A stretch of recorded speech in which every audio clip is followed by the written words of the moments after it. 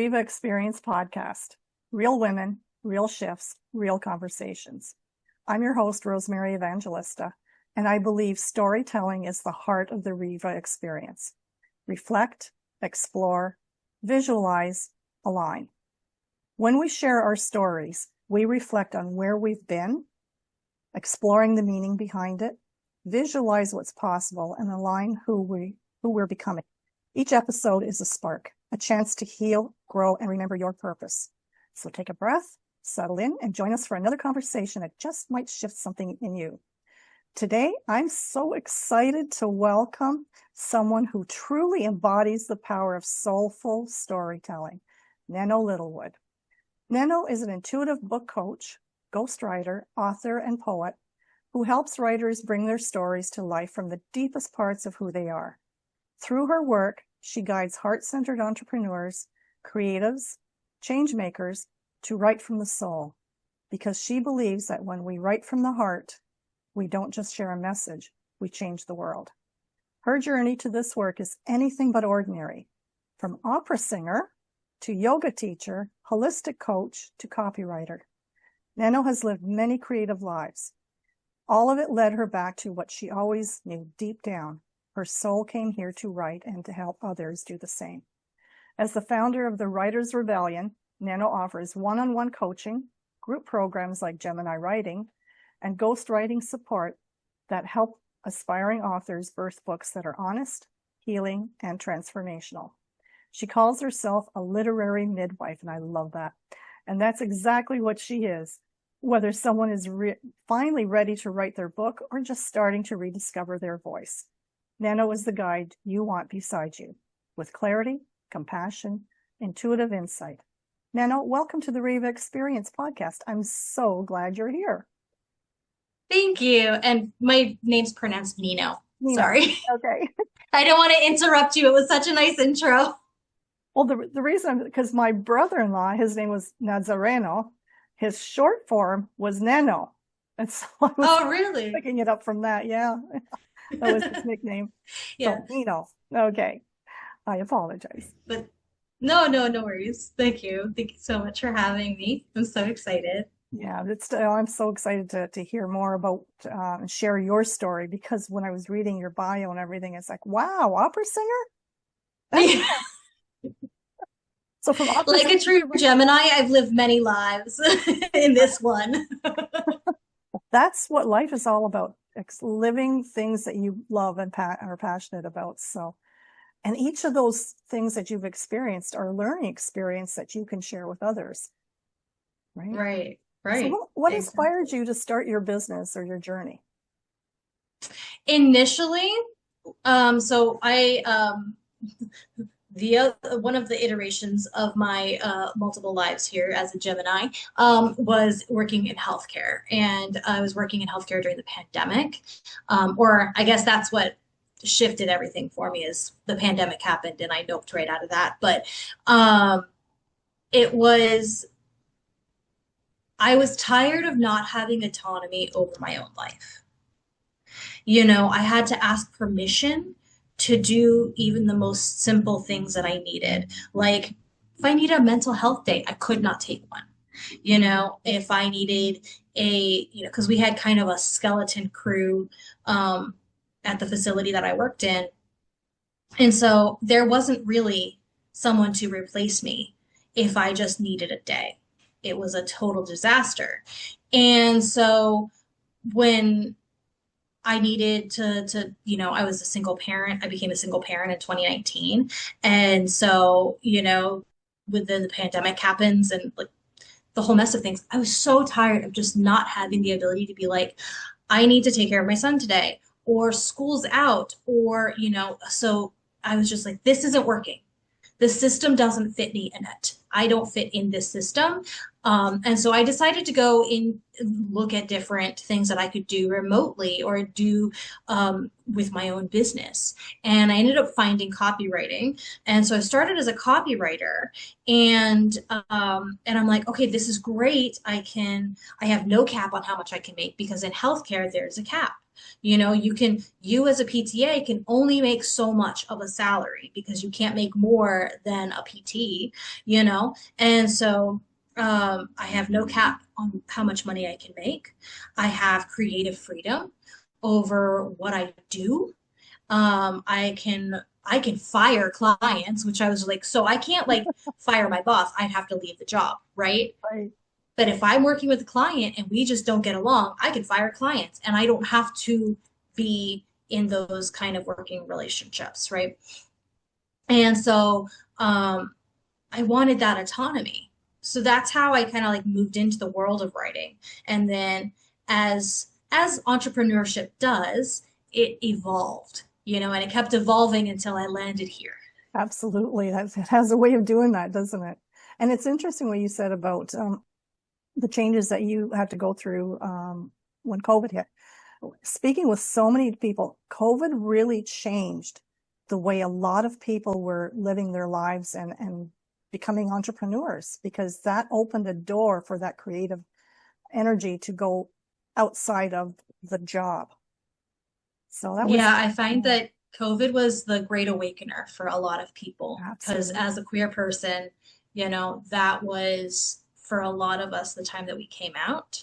Um, there's a lot of people who went into entrepreneurship. There's a lot of divorces that happened during that time, not to mention the social awakenings that Mhm. happened during that time, the systemic awakenings that happened during that time. So COVID really came in as like, okay, y'all aren't listening to us, so we're gonna make you listen. The universe was like, okay, time to pay attention. And so we didn't have an opportunity to distract ourselves so much. We had to get comfortable with that discomfort. So Yeah. it was a great awakener for me, and I am grateful for that struggle. And it's interesting that you said that what you just said about the people, the universe not listening to you. Maybe that's the way I should put it. Because on the other hand, if we don't pay attention and the universe is trying to tell us something, it gives us a great awakening. So it's interesting that you flip that around Yeah. that the universe. Well, it's interesting, right? Because I feel like the universe will go and it'll like say like gently it'll present some actually I feel like the universe is non-binary. So they'll present something to you, right? And it's just like, here you go. And then if you don't pay attention, like it'll nudge it to you. Yeah, And then if you still don't pay attention, it'll smack you with it, right on until the you head. pay attention. Like it'll yeah, the universe will just keep going until you pay attention. Yeah, yeah, that's funny. That's interesting, and it's so true. That kind of happened to me too. So I had a near death experience, and that was an Wow. awakening for me back in, I can't even remember the year because it was very stressful medically. And I think it was 1994. But so over those decades, I thought, okay, well, I should have died, but I didn't. So what am I supposed to do? And it took several decades for me to finally figure it out. But the universe was working in its slow, patient way to give me the experiences I needed to be where I am today. So we have to pay attention. Yeah. Yeah. Yeah. Or we will be forced to pay attention. And sometimes it's not super comfy. No, no, definitely not. So who do you feel called to serve and how do you help them? Since you're a writer, that's an amazing area. Yeah. So, one of the things, I just on my podcast, Story Struck, we just talked to a another coach. So my co-host and I are both coaches in different capacities, and we talked to another person who's a little different from us. And um, one of the things that we found that's unique to each of us, right? For me, it was I have been through the limiting beliefs to deeply like little backstory. I'm dyslexic. I have ADHD. I could barely read at 11 years old. Like I was had a first grade reading level at 11 years old. And so, I've been through the limiting beliefs on what you think you're capable of. Because I didn't even think I could freaking read, let alone write a whole book. Right. And And so people who are really struggling with those limiting beliefs, um, really strong point for me is helping them through that because I've been through the ringer with it, right? But also people who really need that spark and momentum to keep going. They they said on the podcast that spark that keeps you going, and I'm like, oh, I love that because different people need different things, right? And so one of the things that for the people that I work with, they feel called to write a book, but usually not qualified to write the book. And to me, I'm like, no, babe, like you're called to write this book. It's meant for you. Like if you are attracted to something, if you gravitate towards something or desire something, that means it's for you. That's the universe telling you, yeah, we designed it for you, babe. Like, so for the people that I work with, they usually are new to writing. I work a lot with nonfiction.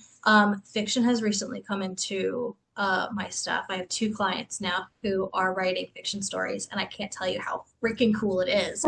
But nonfiction is my space that I have worked mostly in, and so these are entrepreneurs and who are wanting to go into thought leadership, and they feel really called to write this book not only because they it's great for their business, which is always like a plus, but because they feel called to write something that really makes an impact in the world, that really helps um, people who maybe can't even afford their services, but will benefit nonetheless from that information, right? It's more of that act of service of writing this book that they feel called to write versus like, oh yeah, I'm going to write this book and I'm going to make so much money. So many people are going to come to my business and da, da, da. Like it's not about that, which in nonfiction can be a problem. Like that can be something, that a lot of people will be looking at writing a book so they can make budgets of money, um, which is a whole nother topic. But so those are the people that I really feel called to work with because like there's a statistic that always kind of lives in my mind with this. 81% of people want to write a book in their lifetime, but only 3% actually do. And that's That's interesting. staggering. It That's is. insane. And I think part of that statistic is the limiting beliefs. And based on a lot of factors, your upbringing, your culture, your where you fit in our white supremacist patriarchal society, all of these limiting beliefs can really bear down on you. And so by overcoming those, you give yourself an edge to be in that 3%, and then maybe together we can increase it to like 5%. Maybe together we can bring more women into the conversation, bring more queer people, bring more people of color into the conversation because cishet white men kind of dominate a lot of at least the nonfiction space, and we need more diverse voices in the world. And so by overcoming these limiting beliefs, and writing from your soul, writing from what you feel called to do, that's how we're going to do that together and make the world a little bit better in the process. It's interesting that you say talk about the limiting beliefs because especially with nonfiction, right?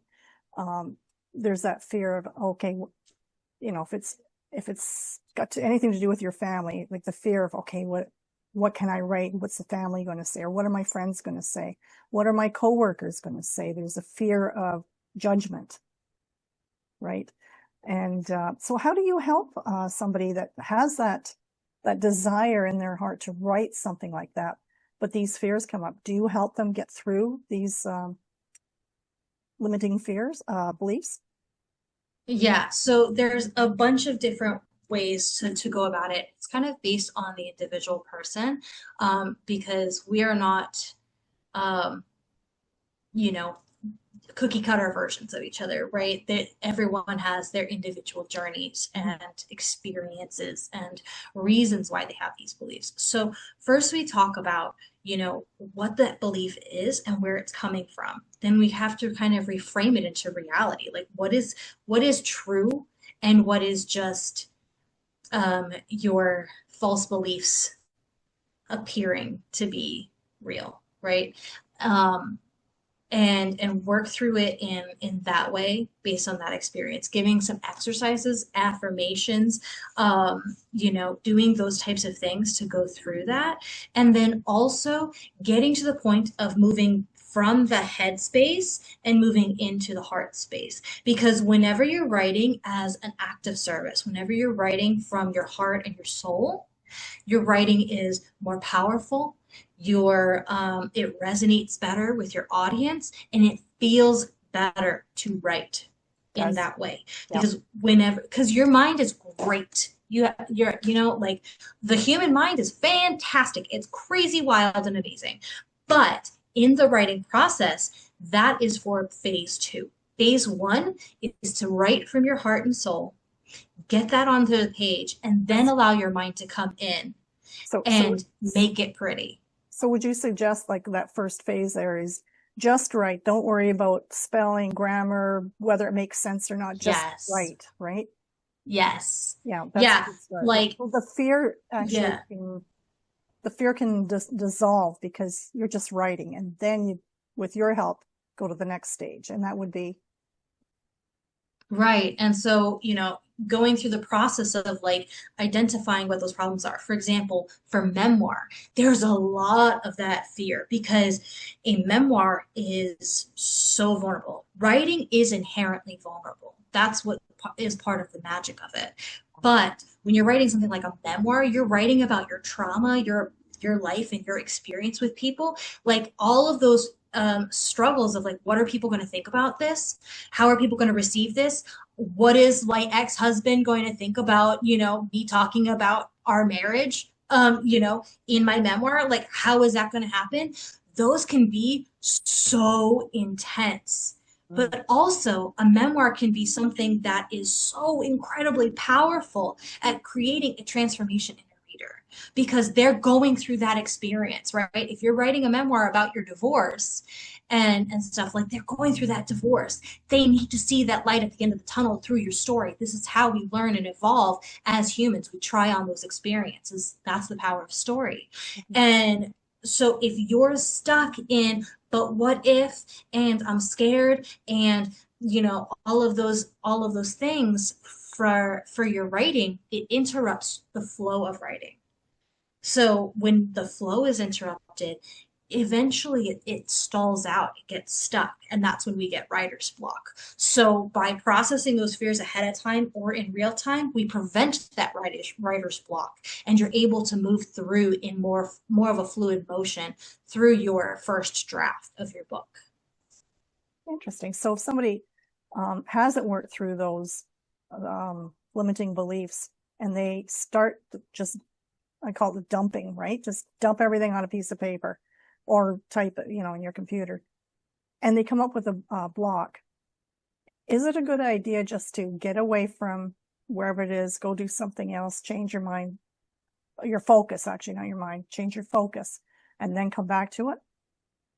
Yes, actually, Julia Cameron actually has a really, really great exercise for this. She calls it the artist date. And so it's taking um, a mindful step back, right? You're being very intentional about that step back. It's not like, oh my God, I have writer's block. I have to just like put this away for a little while and like just process it. No, you're taking a mindful, okay, I can identify I've reached a wall. So now let me move away from that situation and go into find a different way into the creative zone, into finding my flow. And so going and doing a thing like visiting a museum or doing something like a painting or something like that to get back into that creative flow can sometimes give you perspective that you can then come back to that block, and also having somebody that you can kind of mentally work through the block with is also really helpful because sometimes it's something as simple as just a structural problem.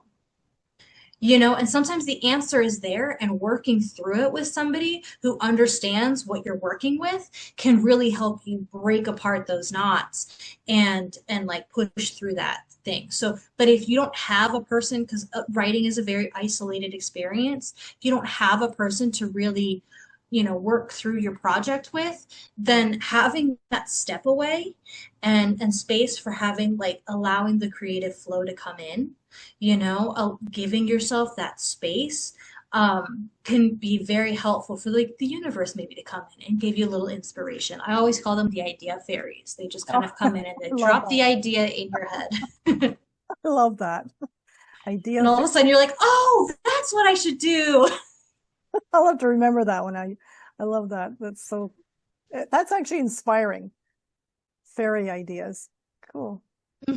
Yeah, actually, I kind of stole that a little bit from Elizabeth Gilbert in Big Magic. She doesn't call them idea fairies, but when she was describing, how the book ideas kind of visit you and stuff, I'm like, they're like little idea fairies. And I just imagine like a little kind of like Tinkerbell kind of fairy, just Yeah. like taking a sparkly ball of something and throwing it at your head, and Oh, you're like, yes. oh.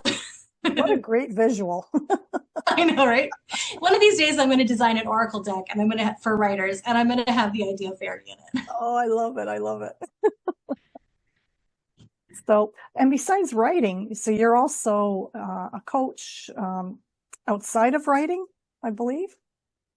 So, I do intuitive book coaching, which is uh, so standard book coaching, but also intuitive book coaching, where I bring in tarot cards and channeling stuff and spirit guide stuff, and we get very, very spiritual with it, to kind of align with the divine to write what you're called to write in that way. But then Oh, also yeah. sometimes people just really need a lot of structure. And so then I have another one. And then I'm also a ghostwriter, but I'm also a poet and an author. So just multifaceted writer.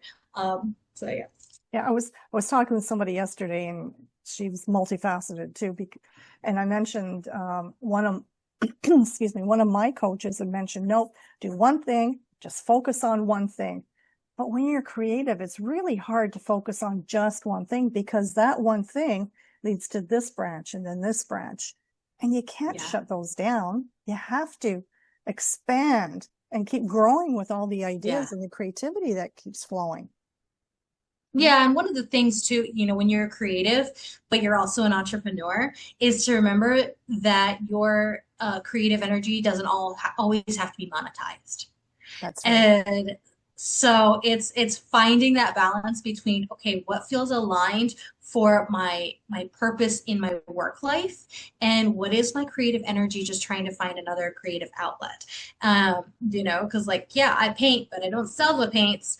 My paintings are just for me to process my emotions and creative energy and stuff. But also like whenever you have that creative mind and you have these pieces that fit together, Mhm. like you can thread that and then create something that is so unique. That's how we have like that's why there's so many creative people who are visionaries, because they take these different threads from different places and they reinvent it into something, and it creates something unique. Unique and beautiful. Yeah. And not to be Yeah. afraid of doing that. Yeah. Sometimes we get all The the, world likes to keep us in boxes. right? Yeah. Yeah, absolutely. Absolutely. So, what's a personal story or turning point that shaped who you are today? So I was thinking about this because I'm like, I feel like I've been a butterfly in Groundhog's Day, just constantly transforming and evolving. And That's over interesting. the last, yeah, over the last 6 years and stuff, like it feels like since my Saturn return, it's just been like a new evolution all the time. I'm like the most epic Pokemon now. Um, but if I really think back to a true life turning point, it was a book. And it was in 2018, 2019 that I read You're a Badass by Jen Sincero. Oh, And that book was the start of a great turning point to me. And I recommend this book to everyone. But I remember, being comfy in my little box as, a married woman who's married to a man.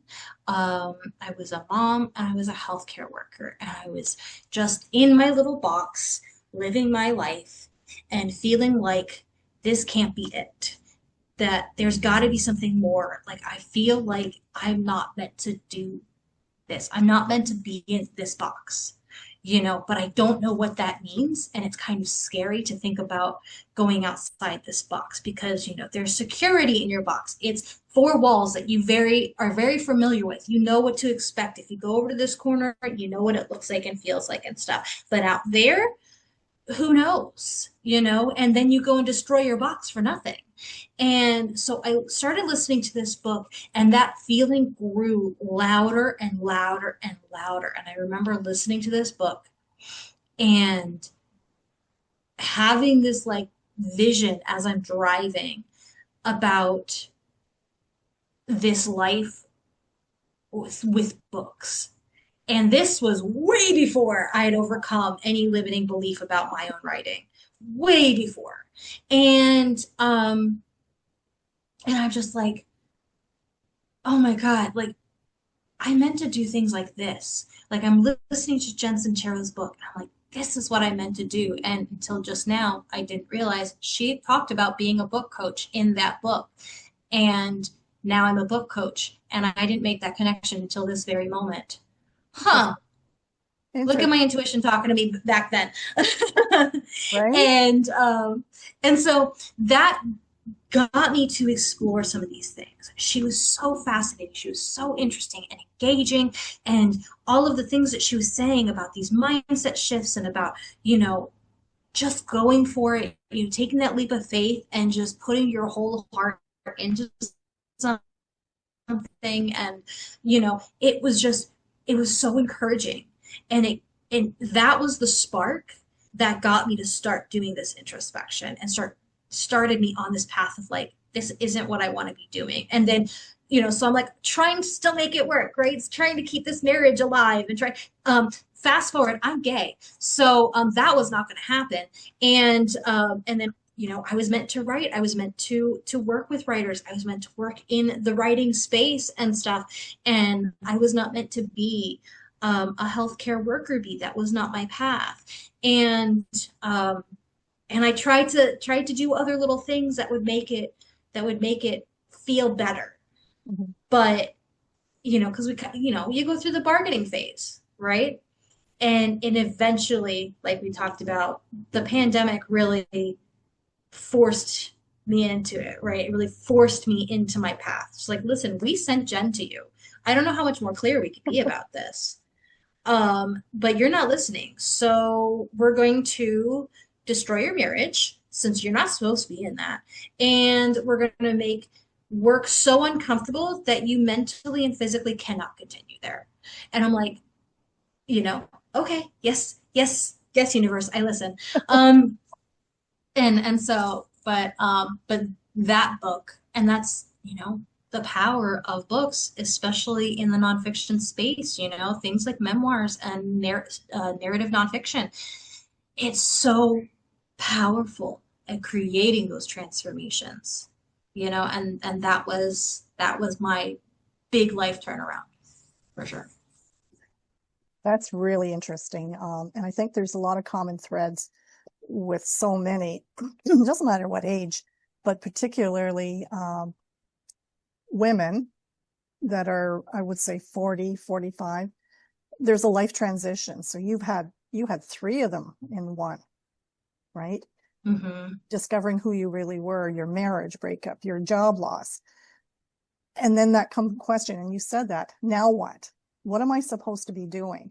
And that feeling that it just isn't right, but you're in your comfort zone in that box. Hmm. And to break out of that takes a lot of courage and Yeah. strength to pursue that. So, but look where you are now. That's awesome because you had that courage and Yeah. resilience to keep going.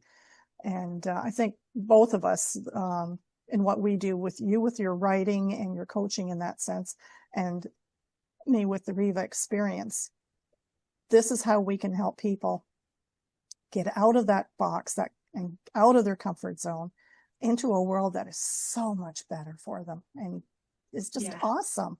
Like the energies and the feeling of accomplishment and being able to help somebody because of what you've gone through, what your experiences have been. So, yeah, that's awesome. What an amazing story and journey you've had so far, and you've got a lot to give yet. Yeah, yeah. I was just, I think about, when you're in that box space, you have that moment of like, oh, dang, yeah, this box is just really not all that. So then you try and decorate it. You try and add, oh, maybe if I add a little color here, it'll be better. And it's still the box that you don't fit into anymore. Because you feel it right And here, feel it right in your heart, yeah. right? Yeah, And it's, yeah, exactly. And I think that, it can be really scary to take that leap yeah. of faith because you're like, but what if I fall? But one of the exercises I bring to people who really struggle with a lot of what ifs is practicing expansive what ifs because you're still practicing what ifs. It's not such a great leap for your mind to be Mhm. like, but what if? And so then you change that, but what if I fall to, but what if I fly? Yeah, You know, and you're able to start using your brain's natural habit as a benefit to you instead of a detriment to you. yeah. It's so important, the And questions that we ask ourselves, right? yeah, yeah. Well, it all comes down to, we're story driven people. Like that's how humans work. Hmm. And so what story are you telling yourself to create your reality? Because the stories you tell yourself influence your thoughts, your actions, your beliefs about yourself, and therefore your reality. What is that old quote? Your thoughts create your beliefs, create your words, create your actions, and all those create your reality, or something that's more eloquent than that.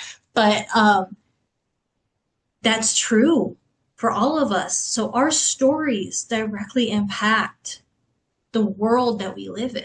Hmm. And if more of us start telling different stories, then maybe the world will start looking a little better.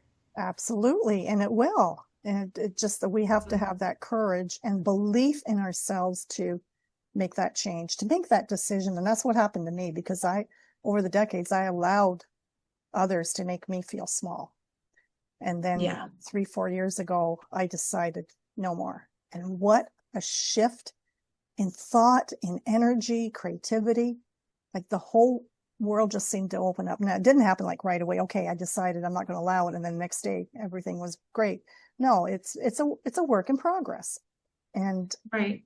but making that shift really helps to lead to a better life, to a happier life. Yeah, it's can like if you want a life of fulfillment, you have to connect with the feeling of fulfillment, Yes. you know? And so having that moment where you first connect with what your truth is, whether that's for like, okay, I really want to write this book, but I don't feel like I'm capable of writing. Like I have a client who's doing the most amazing thing. She's taking her real life story and adapting it into a fictional narrative.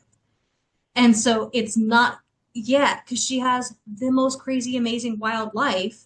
And there are certain things that she cannot publish in a nonfiction capacity, because of the job she had in the government. And so she can't do that. And so now she's able to kind of take certain experiences and put it within a fictional narrative to still tell her story without it being her story.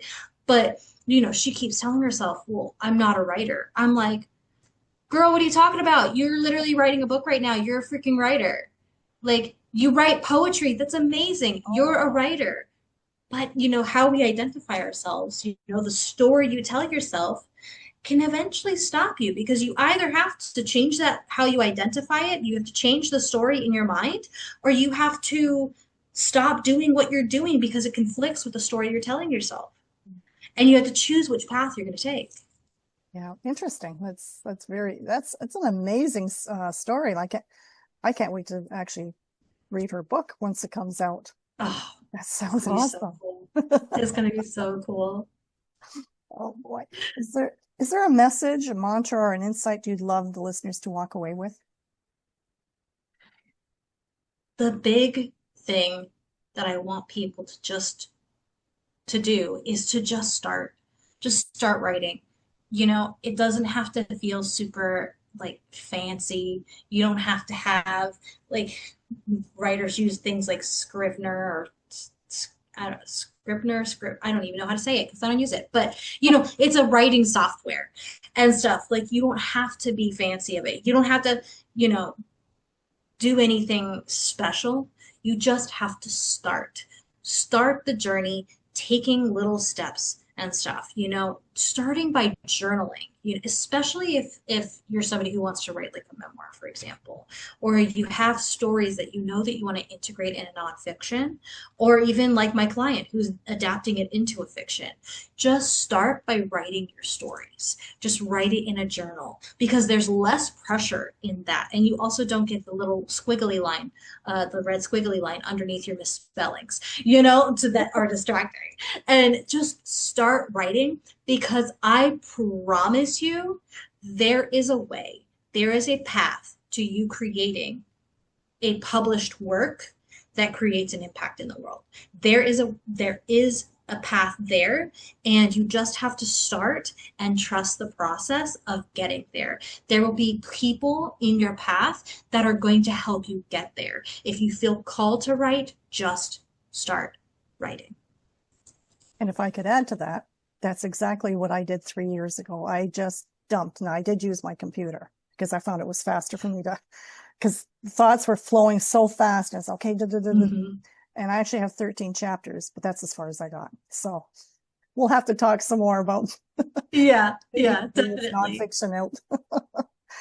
But Definitely. and actually that it just I thought just came to me now just by doing that because I've always wanted to write a book, just by dumping my life experiences, my life from childhood, things that I didn't realize and thoughts that came up, that led me to the Riva experience. So Right. Because you never know what's going to open up for yeah, you. Because I mean, some people think that, okay, I'm going to publish a book and then I'm going to make all this money. And, to be honest, like books don't make a ton of money. However, books are doors. yes. They open doors for you. They're gateways to new opportunities. And so that could be like you had with your personal experience and opening up to the Riva experience. But it could also be that you publish this book and then you get an opportunity to do a keynote speech and it starts a speaking career. It could also be that it connects you with specific types of clients and stuff that then involves your business in ways that you couldn't even imagine. Like there is a reason for the calling, and you just have to trust it enough to move into it and follow the calling. It's like Elsa, in Frozen 2 with the that thing. Like it's the same thing. And you just have to follow it a little bit and magic will ensue. And then, you'll be in a whole new space and stuff and grateful for the journey. And actually, as we were talking about this, a thought came to me too. There may be somebody that has a book inside them that they want to get out, but they don't want to become an entrepreneur. They don't want to expand it like I have, like you have, right? Hmm. But what could you say to somebody like that who maybe just wants to write a book? Yeah, I think it depends on what book they want to write. A lot of times people who write memoirs just like really feel this like call to write their memoir. And they don't have a business or anything, but they just like really want they have this amazing story and they know it will help people who are going through the same thing. And so they want to write their memoir. And that is powerful in and of itself. You know, there's a lot of paths to publishing. You know, there's three major paths. And so you can just have it to be put out there into the world and see what happens with it. You can have a career as a memoirist. You know, you could also use a nonfiction book to launch a speaking career. That's a really common path people make. You know, people dream about doing a TED Talk someday. Well, a book is a great starting point to get to that point. But then also writing a fiction story. You know, this can be part of your legacy. Fiction plays a massively important role in the change and transformation in our society. That's why they're one of the first things to be banned whenever we have any sort of, you know, fascist thing happening in the world. They hit books first. They hit fiction stories first because they plant this seed of change within people. So maybe this fiction story is part of your legacy and you just have to like follow that path. There are so many paths that you can take. And it's again just listening to the call and following it and see where it leads because it could lead you into some crazy, surprising places. Now, just on the publishing end of it, there are so many different companies and people that can help you publish your book. But if you can answer the question about, is it really expensive to publish your book? It depends on which path you take. So if we're talking about the three major paths, you have traditional, you have hybrid, and you have self. And if you are going down traditional, then no, it does not cost a lot of money to publish a book because they usually pay you to publish your book because your book is going to make them money. And so, but with that path comes a lot of battle. I have a podcast episode that's going to be coming out very soon that we're talking to a memoirist who's going through that process right now with her memoir um, about like the struggles of traditional publishing. She wants to do that. She wants to take this path, and there's like a lot of things that go through. So by the time your book gets picked up by a publisher for publishing, you know, it could be a good 2-year journey. Plus, then you have the book proposal, which is a beast in and of itself. You know, so there's like certain aspects of that. You know, the pros and cons of each. And so the con is the time that it takes and the book proposal, like beast in and of itself and stuff. So there's that path where it doesn't cost you anything. They pay you. Then you have the hybrid publishing. So hybrid is a little complicated because there are some fantastic hybrid presses. I have a list of great hybrid presses, and if you email me, I'll give it to you. Um, and so these are ones that are reputable. However, a lot of hybrid presses will, you know, you have an investment into it. You know, you pay for the design, you pay for the marketing that comes with it because in all three paths, you have to do marketing for your book. Yeah. It doesn't just like you don't just put it out into the ether and then it makes money for you and stuff. You have to put it out there and bring people to it. So you have to do marketing work in traditional, self, and hybrid, all paths. And but you know, there's some investments. Different publishing presses are different levels of investments. There are also some hybrid presses that are very, very what's the word? I lost the word. Predatory. Got it. Found it. So there's a good amount out there that are very predatory. So be very, very mindful if you take the path to hybrid publishing that you're doing your research into ones that are reputable because there's a lot of scams out there. And then there's self-publishing. Self-publishing has probably, if I'm like generalizing it, like the middle ground of the cost to publishing because you pay for your own editor. And there are 3 different types of editing that you ideally want to go through, which is developmental, line, and proofreading. So you have that cost.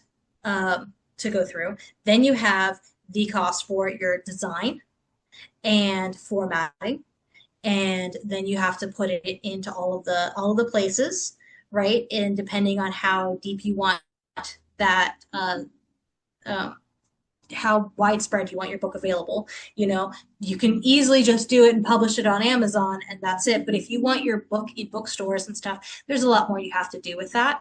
And so, but you get 100% of your profits there. You don't have to share it. Whereas like traditional publishing, if they sell the book for $18, you might get four per book. So there's a lot of pros and cons. Also with self-publishing, you get it out real fast. You can get it out in no time, but it takes a lot more intentionality on your part to do it. So sorry, that may have been a long answer to it, but Oh, it's a lot of information. One quick question about the traditional publishing. I'm not sure if I have this information right, but do you not lose some of the rights to your book? yes, so that's one of the things a lot of people dislike is that they have the rights to your book. And so, depending on the publishing house and the contract that you have, the literary agent you have who gets the deals for you and stuff like that, depending on that will depend on what your rights are. And but I've talked to two different authors who were traditionally published. The publishing house passed the publishing house down. So the father said, I'm retiring, gave it to his son. And then the son, within no time, burned the publishing house to the ground, and all of the authors lost the rights to their books. Oh my. And so, that is a risk that you take, which is why people like really glorify the big five publishing houses. And they're like, oh my God, you got published by the big five. That's amazing because they have, you know, really long standing and they're not going down like you're really solid there. And, it's a big like little accolade, I guess, that you have when you get published by the big five. But so that, there's also those risks. And some people are like, I don't want, like, this is my baby. I don't want anyone to have creative input over it other than me. And so, certain traditional publishers will also choose your cover for you. Oh, And that you basically say like yes, I like it, or no, there's just a couple things I want to change. And they may or may not do that, depending on the publisher and the contract and all of that stuff, right? oh, interesting. So, that can be sensitive for certain creatives. Interesting. So, Story Struck is your podcast. So I Yeah. encourage listeners to check that out. And it's on YouTube and all the other platforms. Correct. Story Struck podcast on YouTube, Story Struck everywhere else, and it's on all platforms. So anywhere you listen to your podcasts. And your website is writersrebellion.com. And I'll have all the links in the podcast for the listeners too. Yeah. So. And the link Yeah, to and I have a free community. Hmm. I have a free writing community for anyone who wants to join called Gemini Writers. And you can also find that on the homepage of my website where it says join the community.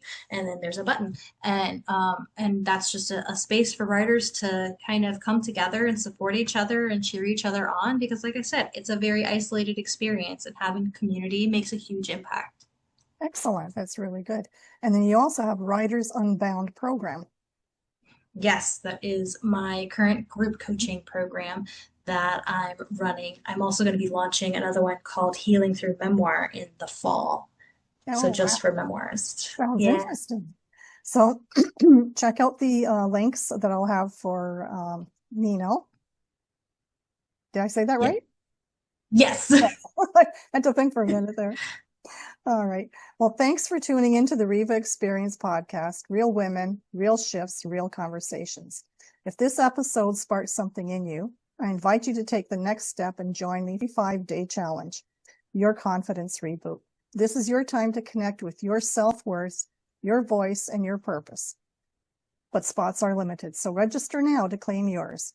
The Riva Experience at gmail.com. And remember, Always look for the sparkle in your day and be a sparkle in someone else's. And thank you again, Neno. Why, I don't know why I struggle with your name. This has been an amazing conversation. Thank you so much for having me. And no worries, my my name is unique. It's not a real name. Until next time, keep reflecting, exploring, visualizing, and aligning with who you're meant to be. Thank you so much.